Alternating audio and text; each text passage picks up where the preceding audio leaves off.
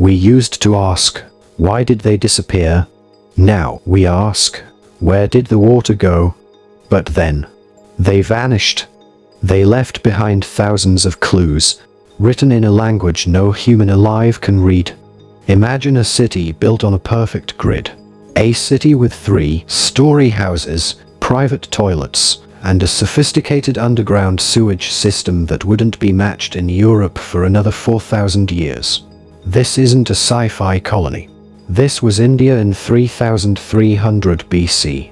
The Indus Valley civilization was the largest empire of the ancient world. They were masters of mathematics, metallurgy, and urban planning. But then, they vanished. They left behind thousands of clues, written in a language no human alive can read. Today, we dive into the lost knowledge of the Indus Valley.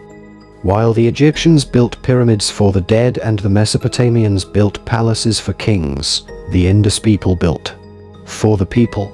Their most mind-blowing, lost knowledge was their standardization.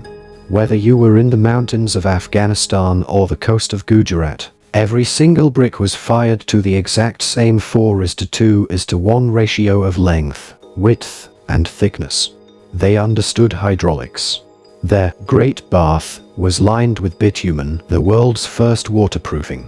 They didn't just have water, they had clean water. This was a civilization that prioritized hygiene over ego. But how did they maintain this universal standard across 1,000,000 square kilometers without a single recorded king or army?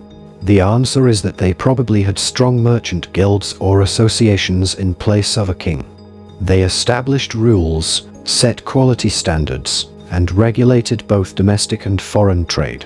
Now the question is it the emergence of contemporary democracy? Well, why not? This is the greatest cold case in history. The Indus script.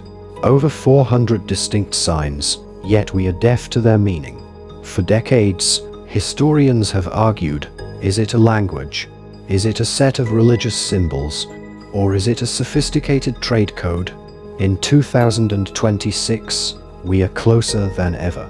Using deep learning and entropy pattern analysis, AI is finally beginning to see the structure. We've discovered their seals weren't just labels. They were sophisticated digital IDs for a global trade network that reached as far as Mesopotamia. When we finally crack this code, we won't just read their names, we will unlock their philosophy. We used to ask, why did they disappear? Now, we ask, where did the water go?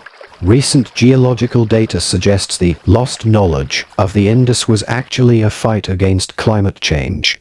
As the mighty Saraswati River began to dry up due to tectonic shifts, these people didn't just die out. They adapted.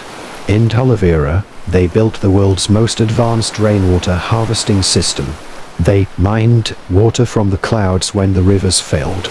This was a masterclass in sustainability that the modern world is only now beginning to appreciate. The Indus Valley civilization didn't truly die. They de-urbanized. They took their knowledge of medicine, their metallurgy, and their spiritual symbols and moved into the heart of India. Yes, you heard it right, India. Every time you see a grid-based city, every time you see a namaste or use a decimal-based weight, you are witnessing the ghost of the Indus.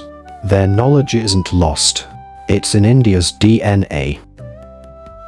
Please like, subscribe, join the Seekar, and relish the journey.